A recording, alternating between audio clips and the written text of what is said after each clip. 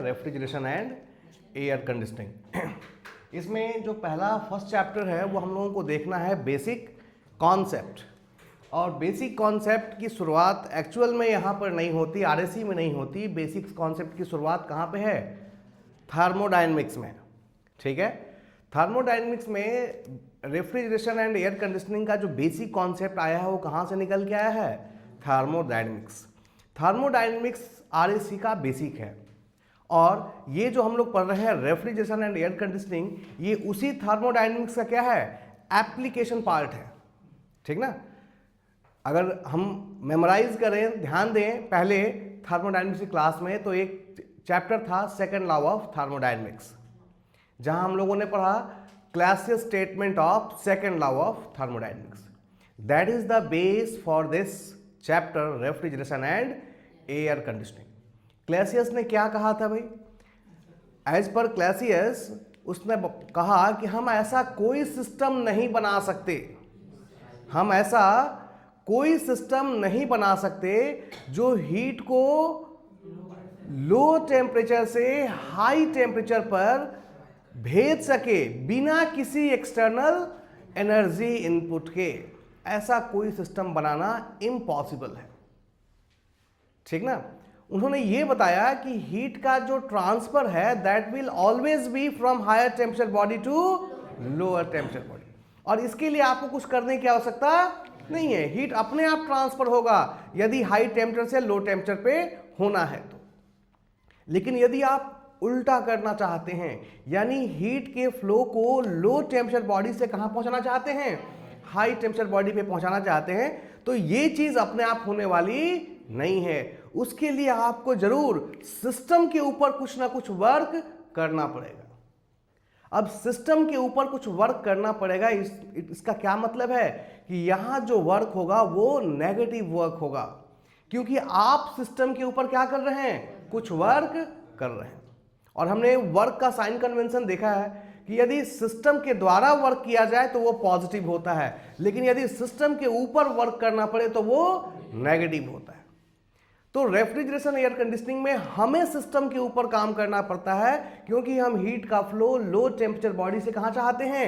High temperature body में चाहते हैं। और ये अपने आप होने वाला नहीं है। अगर हमारी इच्छा है, यदि हम चाहते हैं कि ऐसा हो, तो इसके लिए हमें सिस्टम के ऊपर कुछ ना कुछ वर्क करना पड़ता है। और इसीलिए यहां पे जो वर्क हम देते हैं that is always taken as negative work. उसको हम हमेशा क्या लेते हैं? नेगेटिव वर्क लेके चलते हैं। तो रेफ्रिजरेशन एयर कंडीशनिंग का कॉन्सेप्ट कहां से आया? Classic statement of second law. जो सेकंड लॉ का क्लासिक स्टेटमेंट था वहां से निकल के हमारा ये चैप्टर निकला है। ठीक है, बेसिकली वहीं पर जब हम सेकंड लॉ पढ़ रहे थे तो हम लोगों ने वहां रेफ्रिजरेटर, हीट पंप और हीट इंजन को पढ़ा था। ठीक ना? वहां पर हमने हीट इंजन के केस में एफिशिएंसी निकाली थी, जबकि रेफ्रिजरेटर और हीट पंप के केस में हमने सीओपी निकाला था। तो इसका शुरुआत, इस सब्जेक्ट की शुरुआत, इसके जो बेसिक्स कॉन्सेप्ट हैं ये यहां से नहीं आए हैं, ये कहां से निकल के आए हैं? थर्मोडायनेमिक्स से। यहां पर बार बार हम लोग कुछ वर्ड्स का यूज करेंगे, लाइक रिजर्वायर। ठीक ना? चाहे वो रेफ्रिजरेटर हो, चाहे वो हीट पंप हो, ये हमेशा दो थर्मल एनर्जी रिजर्वायर के बीच लगा होता है। और रिजर्वायर का कॉन्सेप्ट भी कहां से निकला था? थर्मोडायनेमिक्स। सबसे पहले हम लोगों ने कहां पढ़ा? थर्मोडायनेमिक्स में। रिजर्वायर किसको बोला गया भाई? हर वो बॉडी जिसके पास कोई भी चीज इनफाइनाइट अमाउंट में हो। और इनफाइनाइट अमाउंट में होने का एक सबसे बड़ा फायदा है, इनफाइनाइट अमाउंट में यदि आप कुछ जोड़ दें या कुछ सब्ट्रैक्ट कर दें, उसकी सेहत पे कोई असर नहीं पड़ता। तो जब हम रिजर्वायर की बात करते हैं तो यहां पर इस सब्जेक्ट के लिए जो हमारा रिजर्वायर है वो बेसिकली क्या है? हीट रिजर्वायर है। यानी उस रिजर्वायर से हम चाहे जितना अमाउंट ऑफ हीट ले लें या फिर रिजर्वायर को कितना भी अमाउंट ऑफ हीट दे दें, उसके टेम्परेचर स्टेट में कोई चेंज नहीं होगा। रिजर्वायर को समझने के लिए मैंने ऑलरेडी एग्जांपल दिया किसका? सी का, समुद्र का। वो एक तरीके से वाटर रिजर्वायर है, यानी उससे आप चाहे तो कितना भी वाटर ले लें या फिर कितना भी वाटर दे दें, उससे समुद्र के लेवल पे कोई अंतर पड़ने वाला नहीं है। और यही रीजन है कि आप हमेशा देखते हैं कहाँ पे, रेलवे स्टेशन पे लिखा रहता है ना, समुद्र तल से ऊंचाई, क्योंकि समुद्र का जो तल है that is suppose to be constant, ना तो वो घट रहा है और ना ही वो बढ़ रहा है। क्लियर है? तो इसी तरीके से हमारा रिजर्वायर है। रेफ्रिजरेशन एयर कंडीशनिंग में जिस रिजर्वायर की हम लोग बात करेंगे वो हमारा कौन सा रिजर्वायर होगा? Thermal energy reservoir. Thermal energy reservoir का मतलब है जो इनफाइनाइट अमाउंट में हीट दे भी दे और जरूरत पड़ने पर ले भी ले। तो थर्मल एनर्जी रिजर्वायर यहां पर हम दो तरह के यूज करेंगे, एक को हम कहेंगे सोर्स और एक को हम कहेंगे सिंक। जो देने की क्षमता रखता है वो क्या कहलाएगा? सोर्स कहलाएगा। और जो इनफाइनाइट अमाउंट ऑफ हीट लेने की क्षमता रखता है वो क्या कहलाएगा? सिंक कहलाएगा। अगर आप सिंक रिजर्वायर को देखें तो यहां सबसे अच्छा एग्जांपल हमारे पास क्या आता है? हमारे एटमॉस्फेयर का आता है। एटमॉस्फेयर को सुबह से शाम तक न जाने हम कितना हीट एटमॉस्फेयर में छोड़ते हैं, देते हैं एटमॉस्फेयर को, बट फिर भी इसके टेम्परेचर स्टेट में कोई चेंज नहीं होता। तो रिजर्वायर के रूप में यहां पर सिंक रिजर्वायर के रूप में हम किसे लेते हैं? अपने एटमॉस्फेयर को। और सोर्स रिजर्वायर के रूप में हर उस चीज को हम सोर्स रिजर्वायर ले सकते हैं जो हमें हीट दे रहा है। जैसे इंसान, हम भी क्या है? सोर्स रिजर्वायर हैं। अगर समर एयर कंडीशनिंग के व्यू से देखें तो गर्मी में हम ह्यूमन बॉडी का टेम्परेचर कितना होता है? 37 डिग्री सेंटीग्रेड, ठीक ना।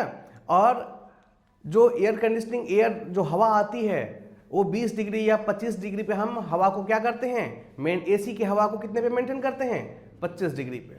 तो वो हवा हमारी बॉडी से लगातार क्या करती है? हीट को एब्जॉर्ब करती है और ले जाकर कहां दे देती है? बाहर एटमॉस्फेयर को दे आती है। तो उस केस में हम क्या बन गए?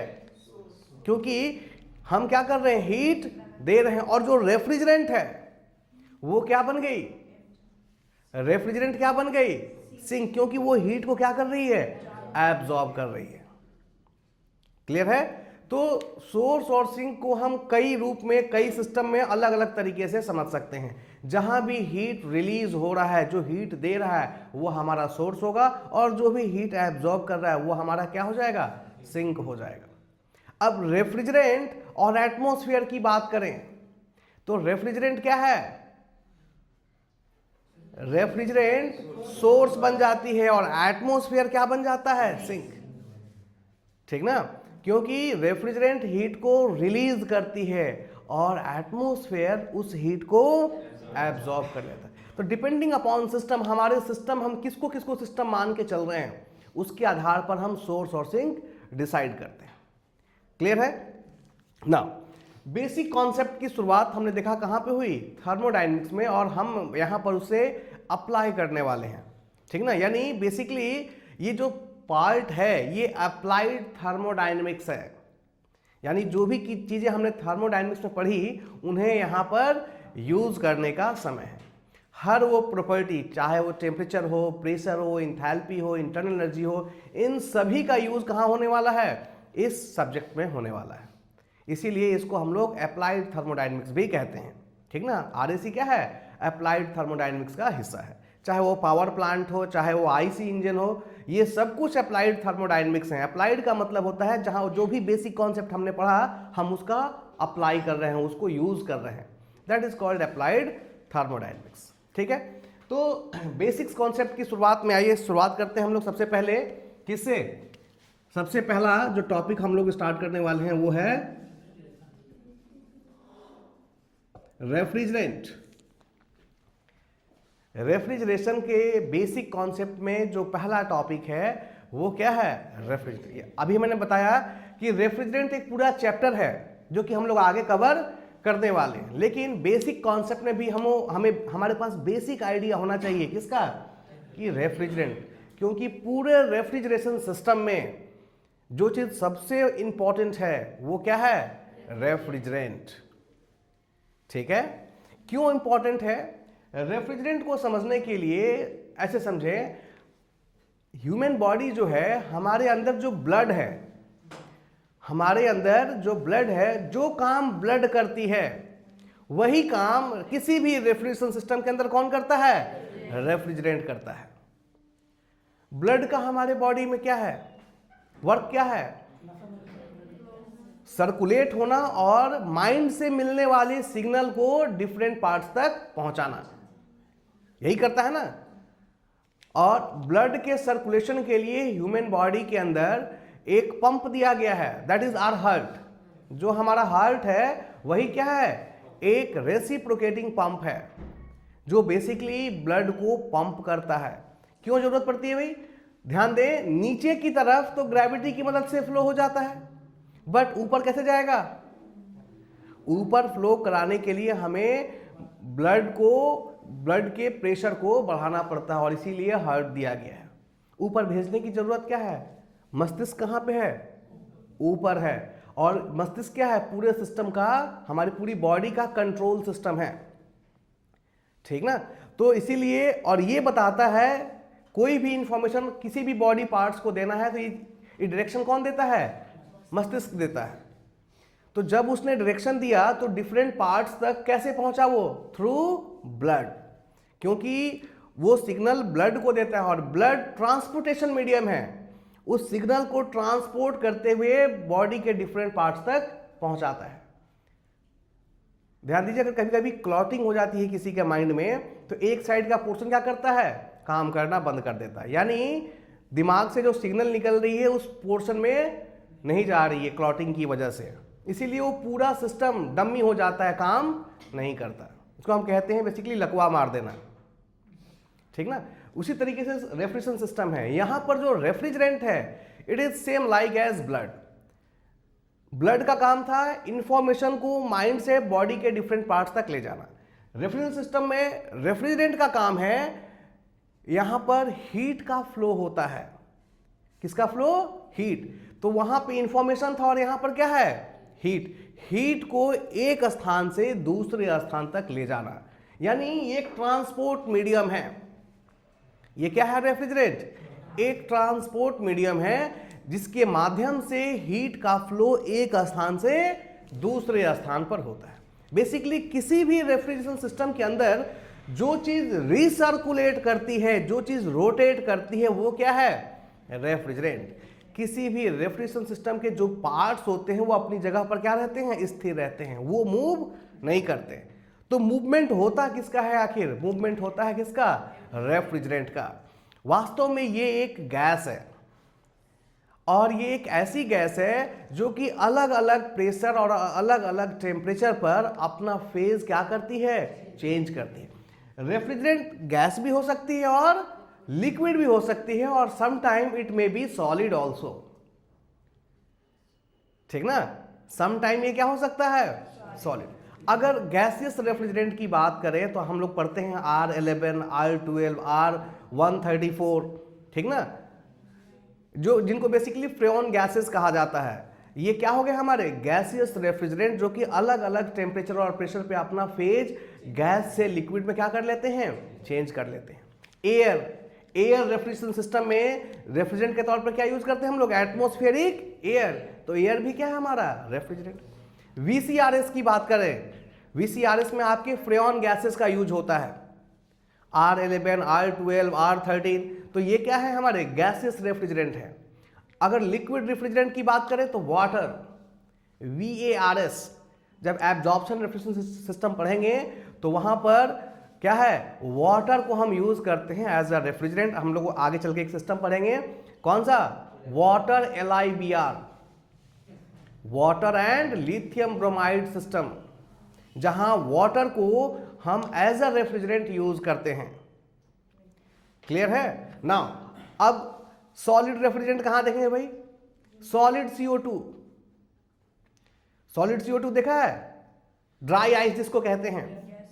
ड्राई आइस का भी यूज कूलिंग परफॉर्म करने के लिए होता है और ड्राई आइस डायरेक्टली सब्लिमेट होता है, ठीक ना, सॉलिड टू वेपर, और इस फॉर्म में वो कूलिंग परफॉर्म करता है। तो कूलिंग परफॉर्म कर रहा है, हीट को ट्रांसपोर्ट कर रहा है, तो है क्या वो? एक रेफ्रिजरेंट। यानी रेफ्रिजरेंट में बी लिक्विड, में बी गैसेस और में बी सॉलिड। क्लियर है? तो रेफ्रिजरेशन वो मीडियम है जिसके माध्यम से हम क्या करते हैं, किसी भी रेफ्रिजरेशन सिस्टम में हीट को एक स्थान से दूसरे स्थान तक ट्रांसपोर्ट करते हैं, ठीक ना।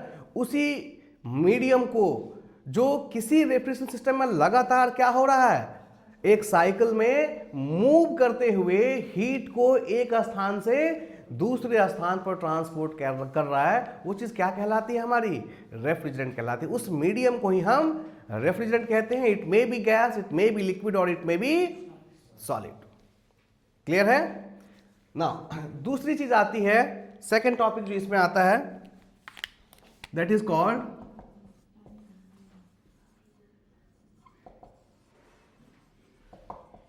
Refrigeration effect. रेफ्रिजरेंट के बाद जो सेकेंड टॉपिक है वो है रेफ्रिजरेशन इफेक्ट। रेफ्रिजरेशन इफेक्ट क्या है, जब रेफ्रिजरेंट ने हीट को एक स्थान से दूसरे स्थान पर मूव कराया, तो जितना हीट इसने एब्जॉर्ब किया वही हमारा क्या कहलाएगा, रेफ्रिजरेशन इफेक्ट। इस कमरे के अंदर से कुछ हीट को एब्जॉर्ब करके रेफ्रिजरेंट कहां पहुंचा गई, एटमॉस्फेयर में।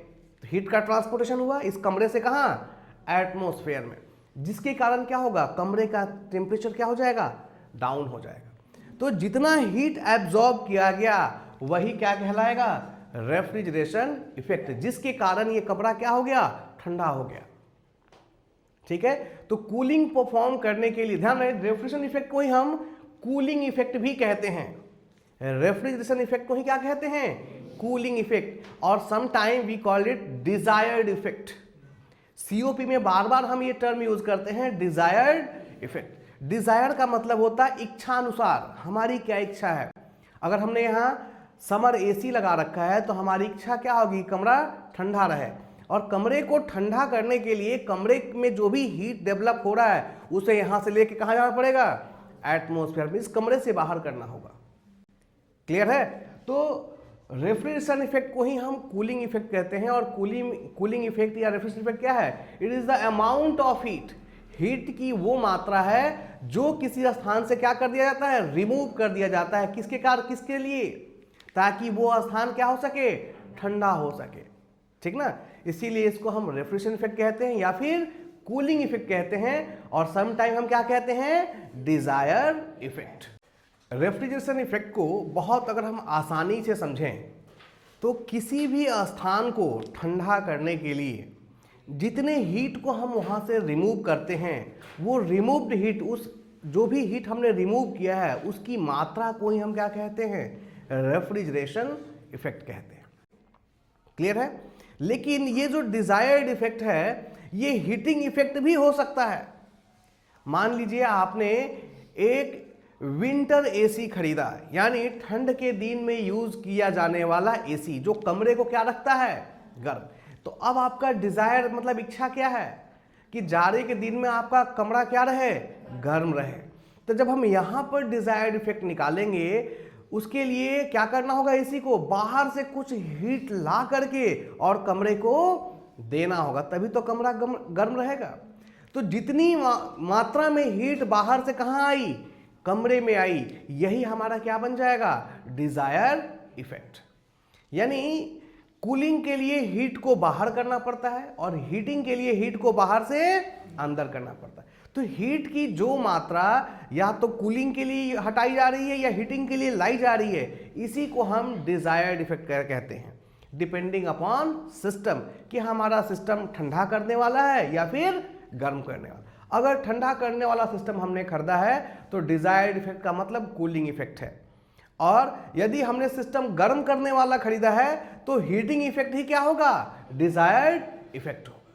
क्लियर है ना। Next topic is COP, coefficient of performance. Coefficient of performance, इसको हम एनर्जी परफॉर्मेंस रेशियो भी कहते हैं। दूसरा नाम क्या है, एनर्जी परफॉर्मेंस रेशियो। इसी को हम अलग नाम से जानते हैं,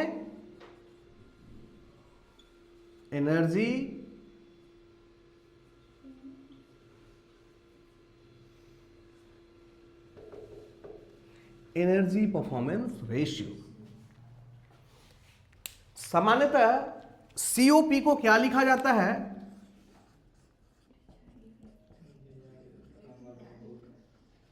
desired effect upon work input. COP वास्तव में रेशियो है desired effect upon work input. और अभी अभी हमने क्लियर किया है कि डिजायर्ड इफेक्ट क्या है। डिजायर्ड इफेक्ट कूलिंग इफेक्ट भी हो सकता है और हीटिंग इफेक्ट भी हो सकता है, डिपेंडिंग कि हमारी डिजायर, हमारी इच्छा क्या है। ठीक ना, हमने किस तरह का सिस्टम लगाया है, ठंडा करने वाला या फिर गर्म करने वाला। और अपॉन है वर्क इनपुट। वर्क इनपुट की आवश्यकता क्यों पड़ी भाई?